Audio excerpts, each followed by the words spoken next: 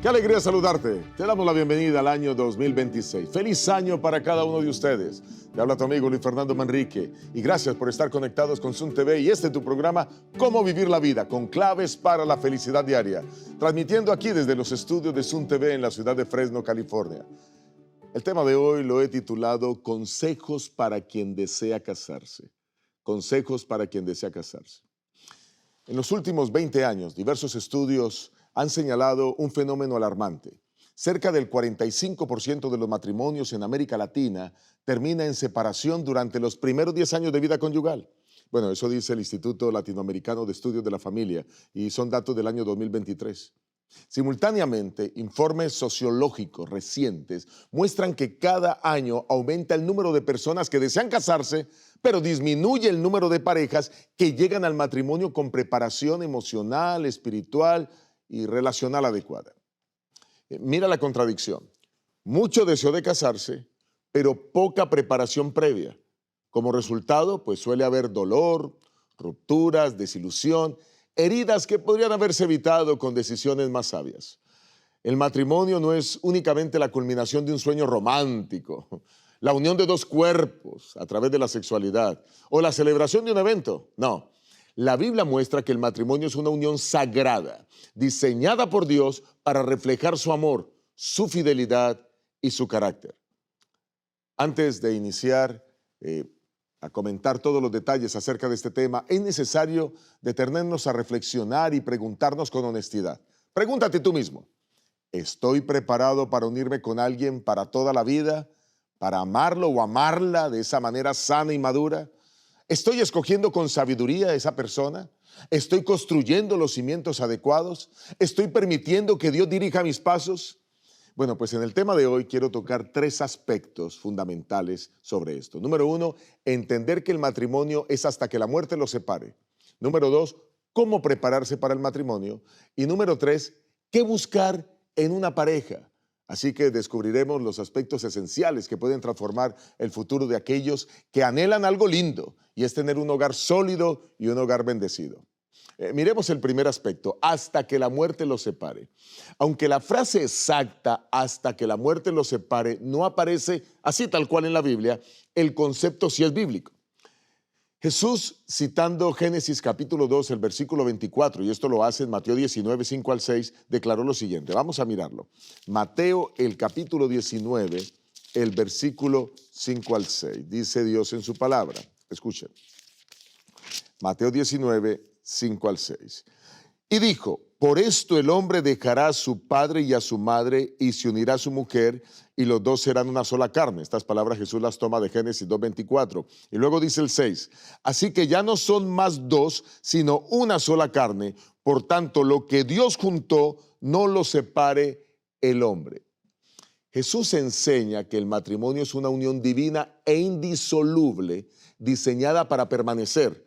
Aunque Jesús no menciona explícitamente la muerte en este texto, afirma que el matrimonio no debe ser separado por decisiones humanas. No podemos divorciarnos por cualquier motivo, por cualquier razón. Por otro lado, también la Biblia declara que este pacto es hasta que la muerte los separe. Y vamos a mirar ese texto. Primera de Corintios, capítulo 7, el versículo 39. Primera de Corintios, capítulo 7, el versículo 39. Dice Dios en su palabra. Primera de Corintios 7, 39. La mujer casada está ligada por la ley mientras su marido vive, pero si su marido muriere, libre es para casarse con quien quiera, con tal que sea en el Señor. Si ustedes notan, el matrimonio es un lazo legal y espiritual que permanece hasta la muerte, según este versículo. Solo con la muerte puede disolverse. Así que ya ha quedado claro este primer punto. Quiero entrar ahora al segundo punto. ¿Cómo prepararse para el matrimonio? Bueno, en primer lugar, orar. Sí, un elemento que frecuentemente es olvidado cuando se piensa en esto de iniciar un hogar, pero que es absolutamente esencial. Es buscar la guía de Dios mediante la oración, no solo para cultivar un carácter que honre al Señor, sino también para discernir a la persona correcta con quien queremos formar un hogar. Orar por la persona adecuada para contraer matrimonio es fundamental.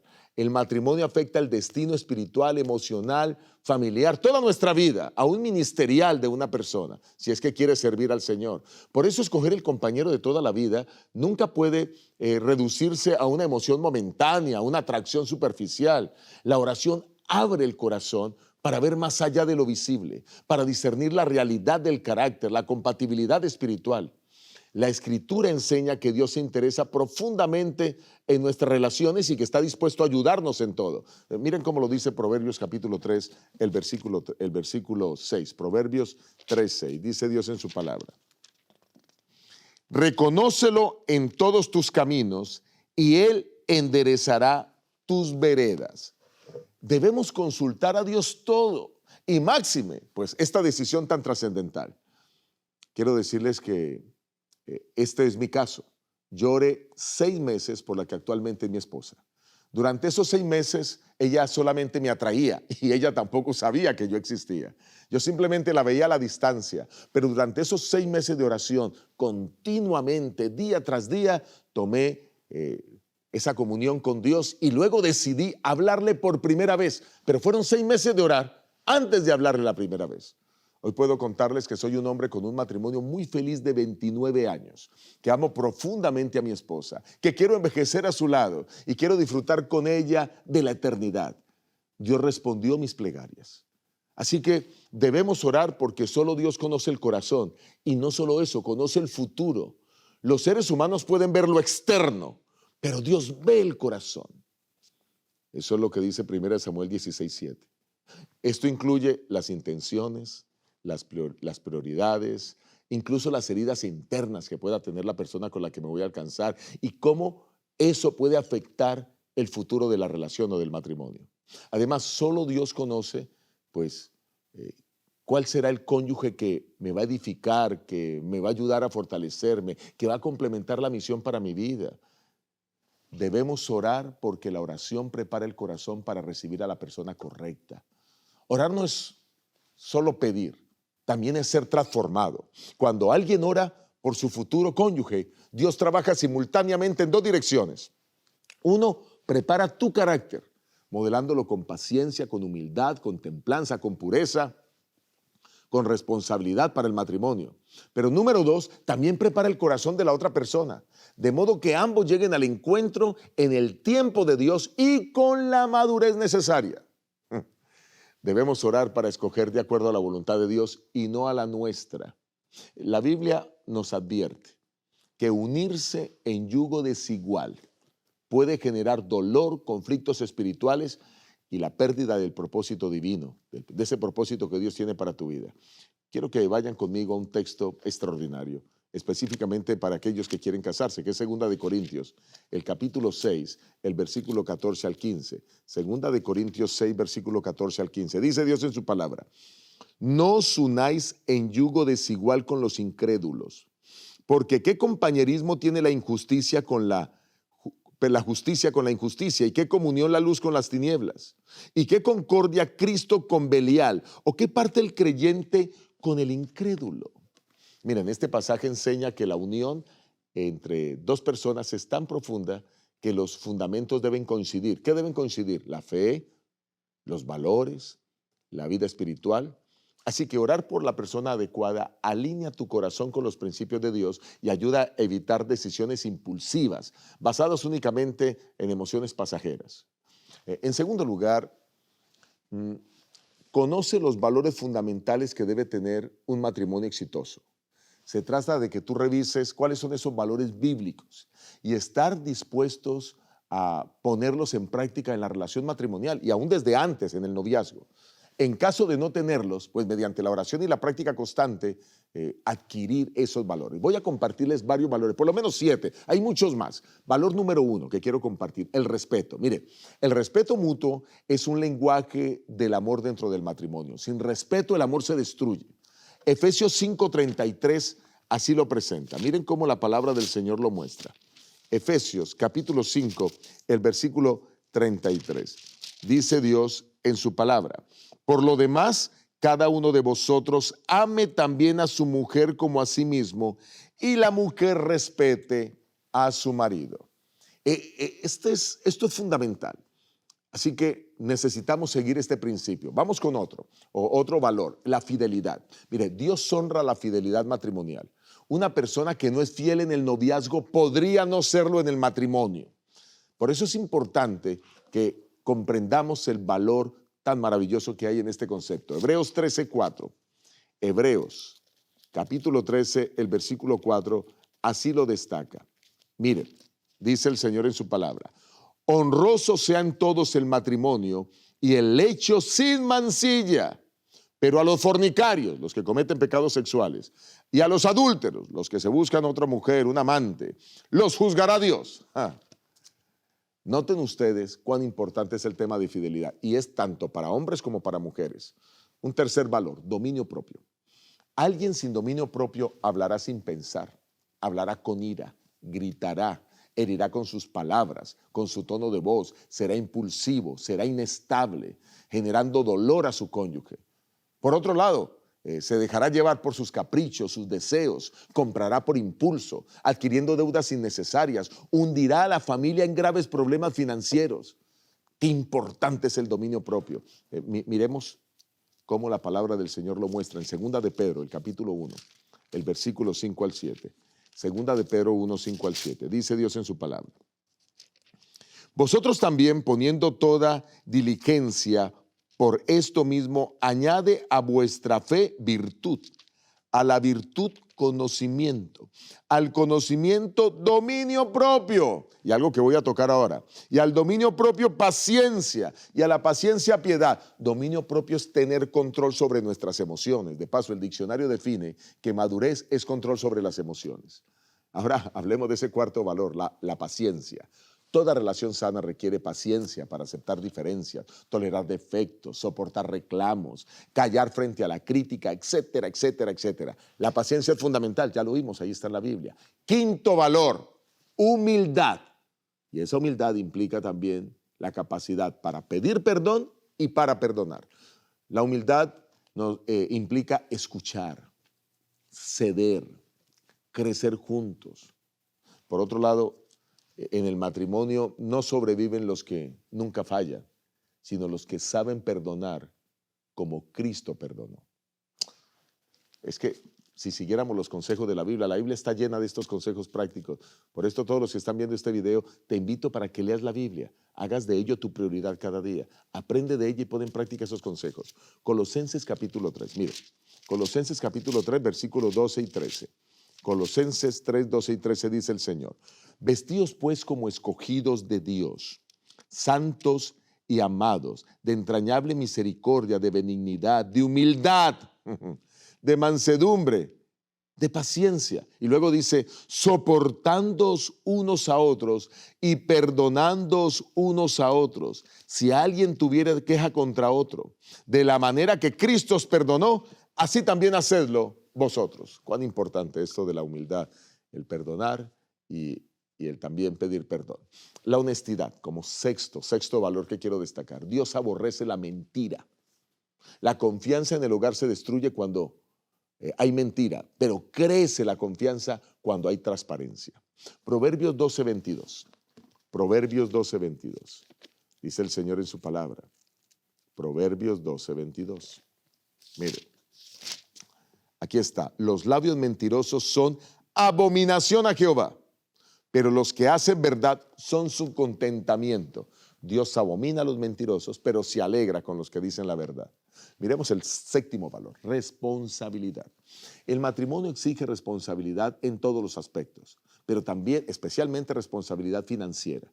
Pero responsabilidad emocional también, control de las emociones, responsabilidad espiritual, asumir el papel para liderar los procesos espirituales en casa, responsabilidad práctica, el estar organizando, teniendo todas las cosas dentro de casa de la mejor manera para evitar el conflicto. En lo financiero, por ejemplo, Jesús enseña la importancia de calcular, de planificar, de evaluar antes de actuar. Lucas capítulo 14, versículo 28. Miremos ese texto tan maravilloso. Lucas 14, 28. Dice Dios en su palabra. Aquí está, Lucas 14, 28. Porque ¿quién de vosotros, queriendo edificar una torre, no se sienta primero y calcula los gastos, a ver si tiene lo que necesita para acabarla? Todo proyecto que te propongas en la vida necesita seguir este principio. Miren, necesitamos adquirir nuevos hábitos. El carácter no se forja con grandes gestas, sino en hábitos pequeños que se forman con la práctica y que a la postre este conjunto de hábitos definen el carácter. Voy a hablar también de que en esta preparación es importante desarrollar estos hábitos. El hábito de la comunicación.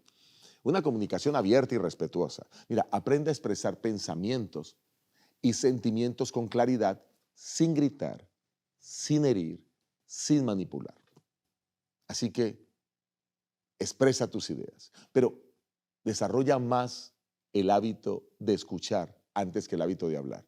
Escuchar activamente significa prestar atención sin interrumpir, sin juzgar, sin preparar una respuesta mientras el otro habla. Es escuchar atentamente.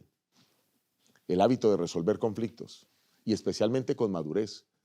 Evita huir a los conflictos o ignorarlos o acumular el enojo en tu corazón. Esto va a destruir tu relación futura.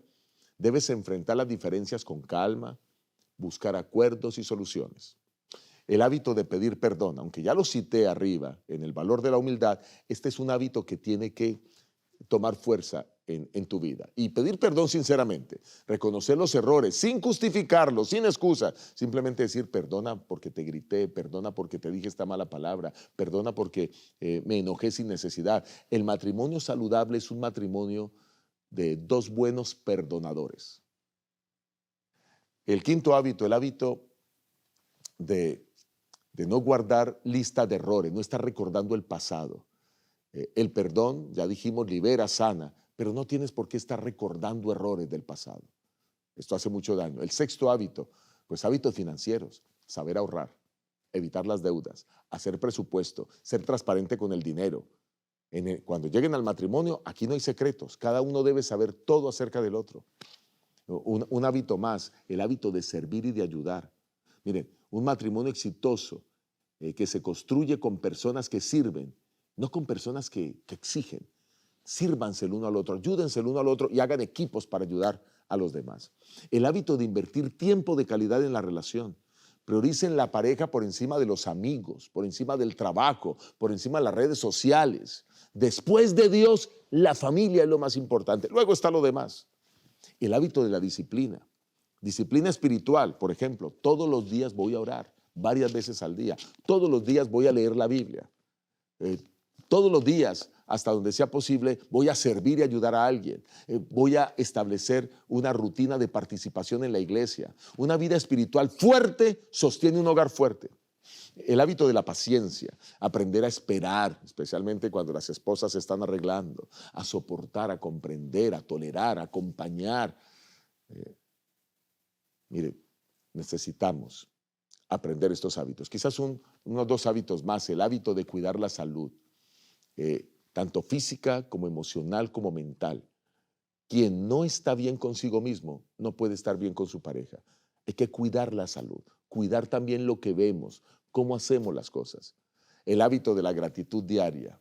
Mira, todos los días debemos expresarle a nuestro cónyuge las cosas buenas que hace, porque estamos agradecidos, no solo a ser agradecidos con Dios, sino con nuestro cónyuge, agradecer por los pequeños y por los grandes detalles, reconocer los esfuerzos, evitar enfocarse en lo negativo.